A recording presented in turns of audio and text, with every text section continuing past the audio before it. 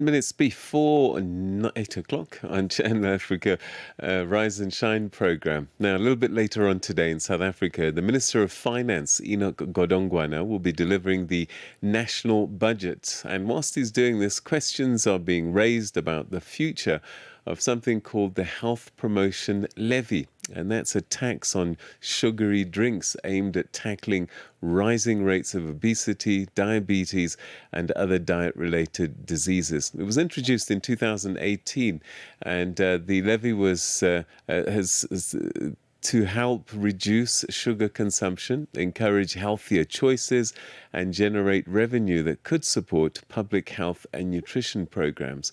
Well, to help us discuss this levy's impact, what the budget could mean for public health, is Bilal Mpazayabo, who's a media coordinator at the Healthy Living Alliance, HEALA. Thank you very much indeed for joining us, and welcome to the program. Thank you so much for having me, and good morning to you and to all your viewers.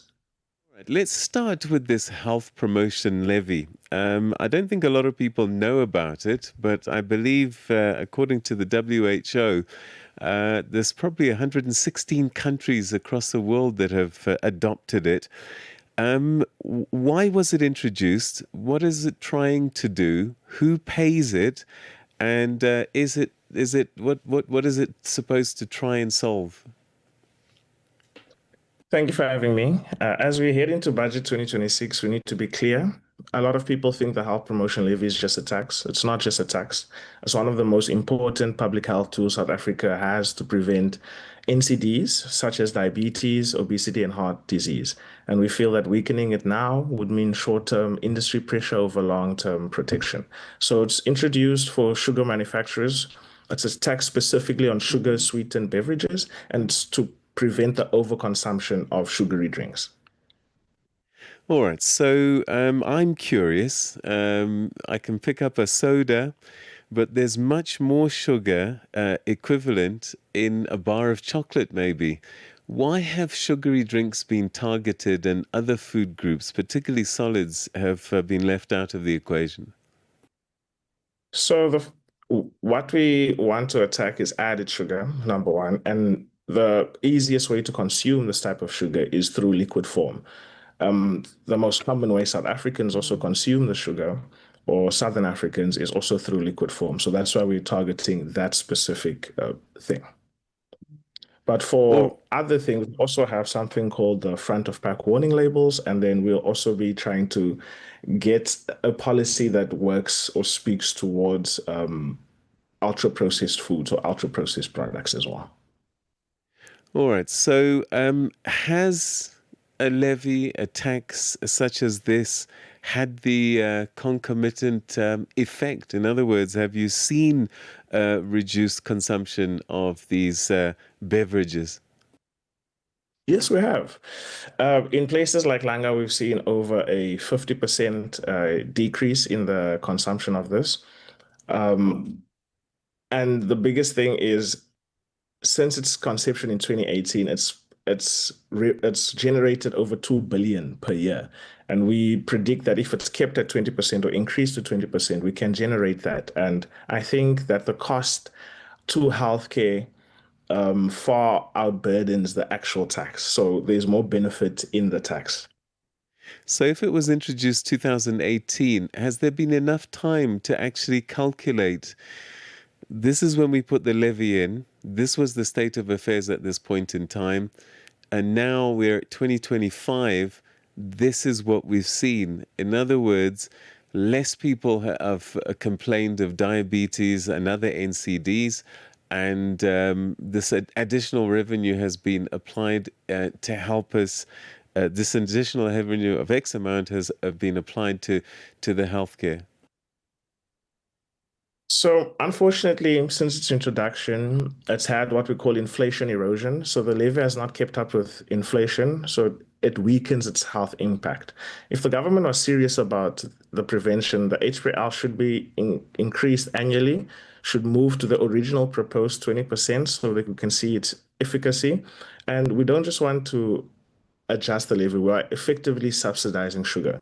So the primary purpose of the HPL is its health impact, not revenue generation. However, it does generate billions that can support primary healthcare, fund school nutrition programs, and strengthen NCDs or non-communicable disease prevention.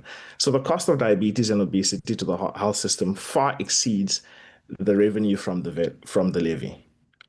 So, what's your fear in terms of what the minister might do? Is it that he might succumb to manufacturers' lobbying and reduce this levy or get rid of it in its entirety? So we think that we do understand that the industry has faced some pressure. So we fear that he will fall to that. And the real cost of a living crisis is untreated chronic diseases. So we are hoping that the minister announces an annual increase and an inflation-linked adjustment to the HPL. We wanted to increase to 20% for sure. And we are hoping that the idea of ring fencing for school nutrition, community health promotion, diabetes screening and prevention is something that he'll really consider in the increase. How do you respond to people who say that these kinds of levies actually target the poor much more, and that it could even affect things like jobs in sugar and beverage-related industries? I think that argument is very misleading. Low-income households already are the highest sufferers of obesity and diabetes. They have less access to screening and treatment, and they bear the highest costs for preventable diseases. The levy targets sugary drinks, not staple food, and not poor people. So I think the real cost of living crisis is untreated chronic diseases. On the jobs and industry pressure. So industry predicts catastrophic job losses. We say that this is fear mongering. This does not materialize at the scale that's claimed. Instead, companies are being reformulated and the market should be adapting. Public health cannot be held by profit, cannot be held hostage by profit margins. We support a just transition for farmers, but not at the expense of the health of South Africans. We cannot balance the economy on the backs of South African workers. So, Bilal, what do I drink if I can't drink a soft drink? So it's always about the overconsumption. So everything in moderation. As much as we are health advocates, we are also human beings at the end of the day. So everything in moderation. And there are 4.2 million people living with diabetes in South Africa. About half of them are undiagnosed. About 70% of South African women are obese and about 30%. So this is the reality we are living in. Whenever a cold drink is a little bit more expensive, it encourages you to not drink that. Alternatives like water, we don't even say alternative like fruit juice because a lot of the time fruit juice has even more sugar. So we say everything in moderation, but the most important thing is that we have a tax that works for us right now. If we have a policy that already works, why not increase it to 20% to maximize that? Yeah, and if there's one thing that I know, and there's huge debate about it, is about the addictive nature of sugar. Is that something that people are aware of? Because I think if we knew more about that, that could actually encourage us to use less. Yes,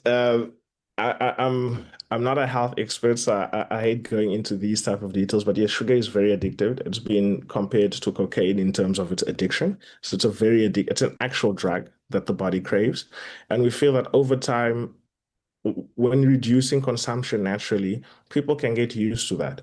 But it's also about lifestyle changes. There's so much that goes into this. It's a 360 thing. But we feel that increasing the HPL to 20%, making use of a policy like front of pack warning labels, these are steps in the right direction. Are we saying that we're going to figure out NCDs today? 100% no. However, if we can move towards a direction where we are going to be better and join 100 plus countries who've introduced a version of this tax to their country, why not? Bilal, let's wait and see what the finance minister does. But as you say, I think health is far more costly than some of these issues here. So let's hope that we take the right paths and make the right decisions. Thanks so much indeed for your time. Thank you so much and enjoy the rest of your day. It's Bilal Mpazayabo, who's the media coordinator at HEALA, talking to us about this health levy. And he says it's more than a levy, and it is something we really do need to pay attention to. Asanda Beda.